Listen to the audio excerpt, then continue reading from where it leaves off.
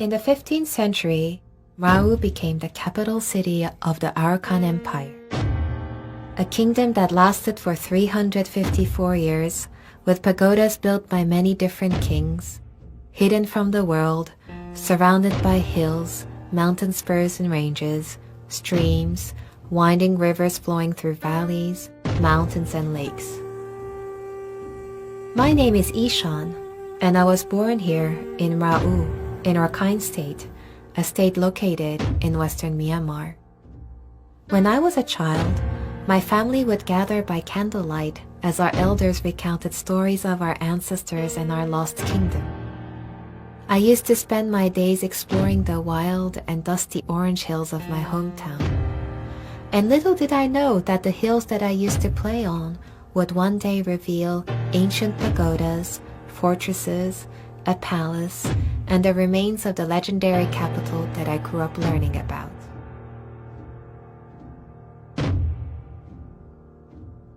I come from a long line of Mrau's last remaining archaeologists and historians.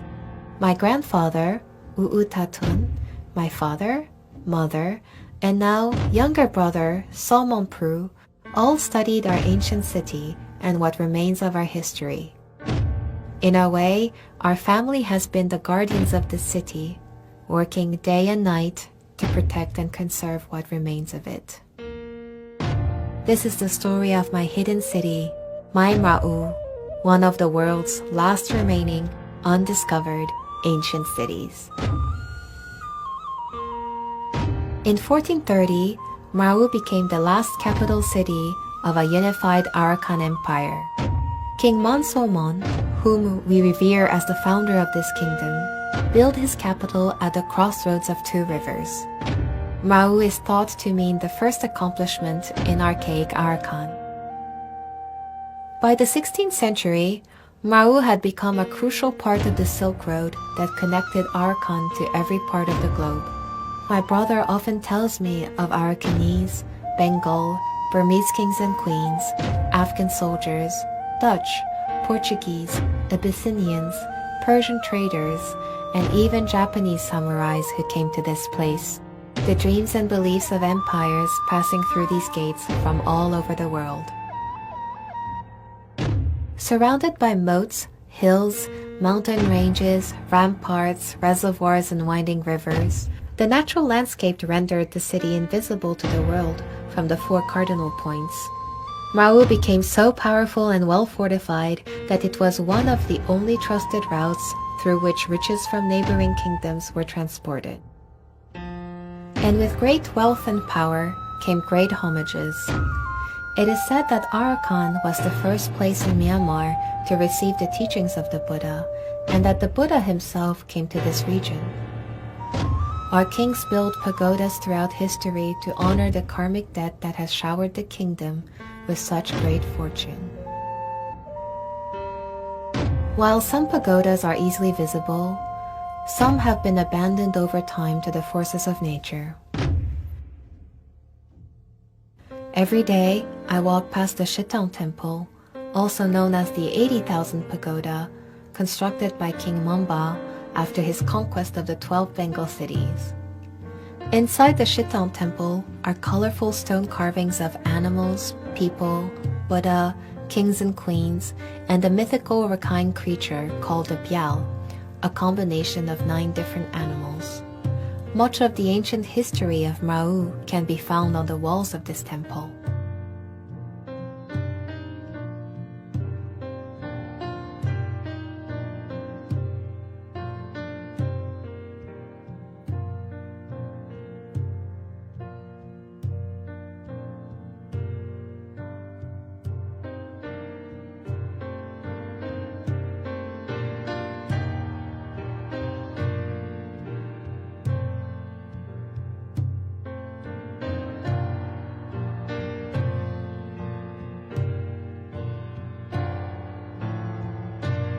King Mamba's son, King Mandika, built the Kotang Pagoda, also known as the 90,000 Pagoda, which my parents excavated.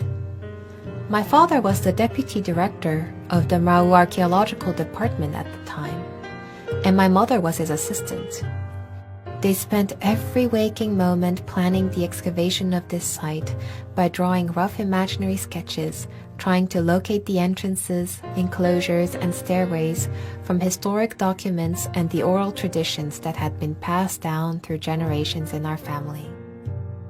I can still remember the day back in 1996 when my parents brought me to the site, showing me a world beneath the surface. They took me by the hand to one of the hills that I used to climb on, and we entered through a door that had been pried open after hundreds of years of sleep. It was so dark that I had to blink my eyes to adjust to the low light. When I opened my eyes, thousands upon thousands of Buddhas unfolded before me, each with their own story.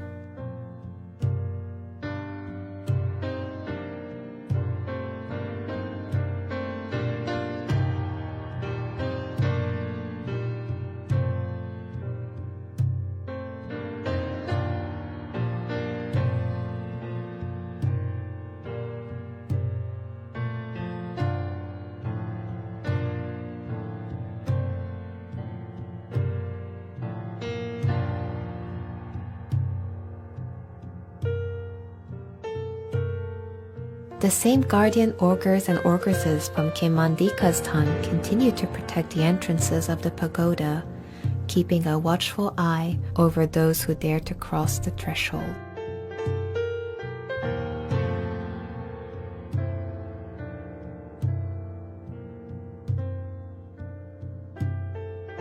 Just a stone throws away from the Shittan Pagoda is the Dokantain Temple, built by King Manphalang, also the son of King Mamba and a half-brother of King Mandika. He was chosen to lead the kingdom, and he built the temple with the heaviest stone foundation that could be achieved at the time. All human stone carvings hold a lotus bud to pay respect to the Buddha. It is also the only temple in Myanmar that depicts everyday people and how they lived and dressed during that time. Much like in the older days, sharp echoes still ring through the hallways to this day, as clear as when it was first built.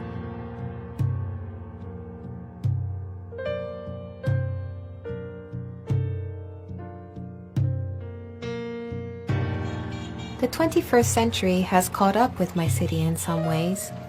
Cars and motorcycles meander along the dirt roads. Nearly every resident has a mobile phone, which they use to connect to the rest of the country and the world.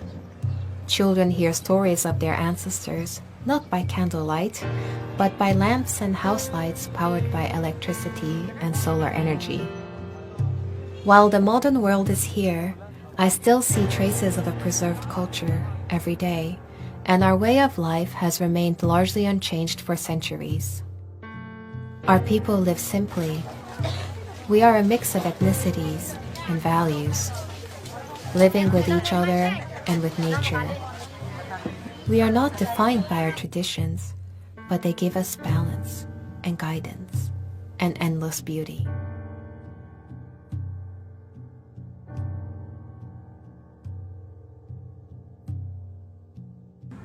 We work with our hands, weaving hats out of bamboo, sculpting statues, making our traditional Rakhine drums with goat and cow skin.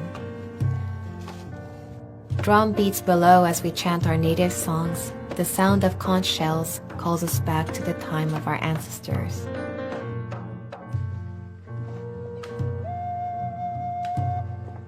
Every morning, as I have done since I was a little girl, I cook offerings for the monks and bring them in tiered containers to the monastery to seek the monks' blessings.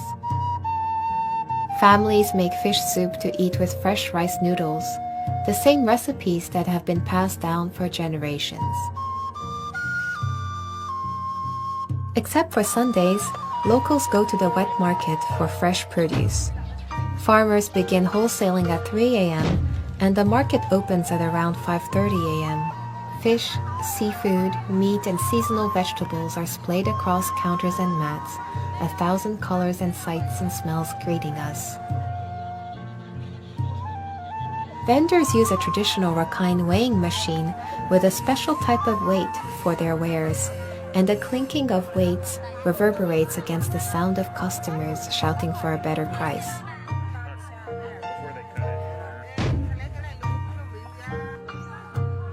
The most common produce in Rau are cauliflowers, small potatoes, monen, bamboo shoots, chilies, banana stems and buds, pumpkins, and green papayas.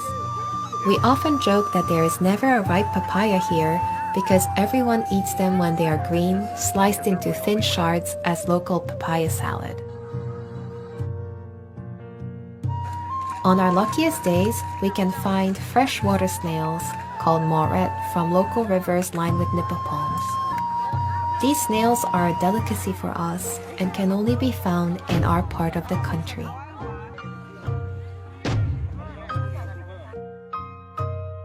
Every year in May, we hold a festival dating from hundreds of years ago, the days when the Arakan had their own navy.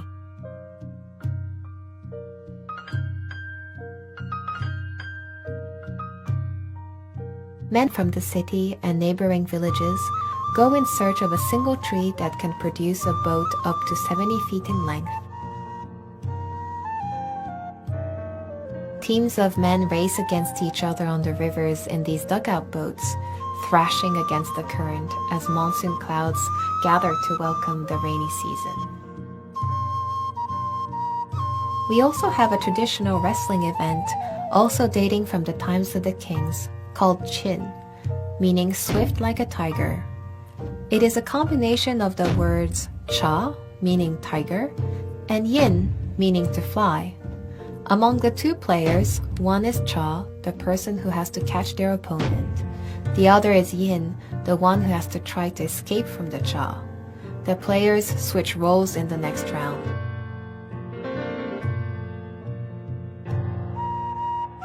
The boat race and wrestling are very specific to Mrau and cannot be found in other parts of Rakhine State.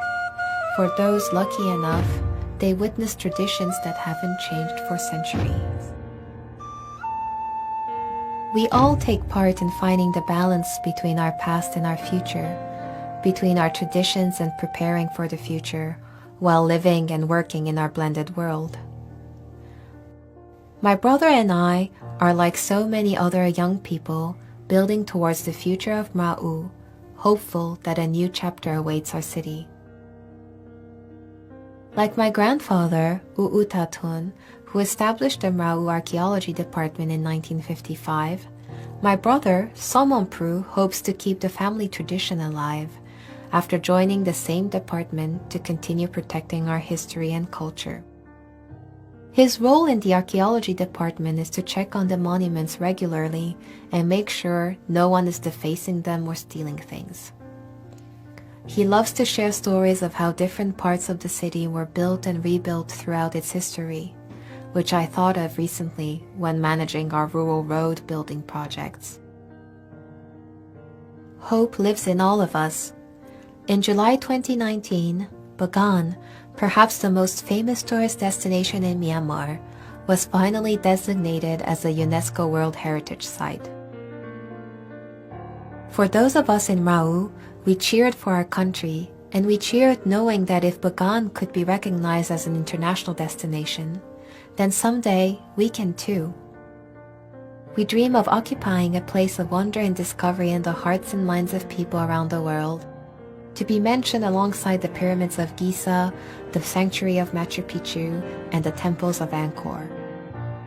Hope is what keeps our excavation efforts alive as we prepare for a future that incorporates our past. The excavation of the ancient palace site has only just begun.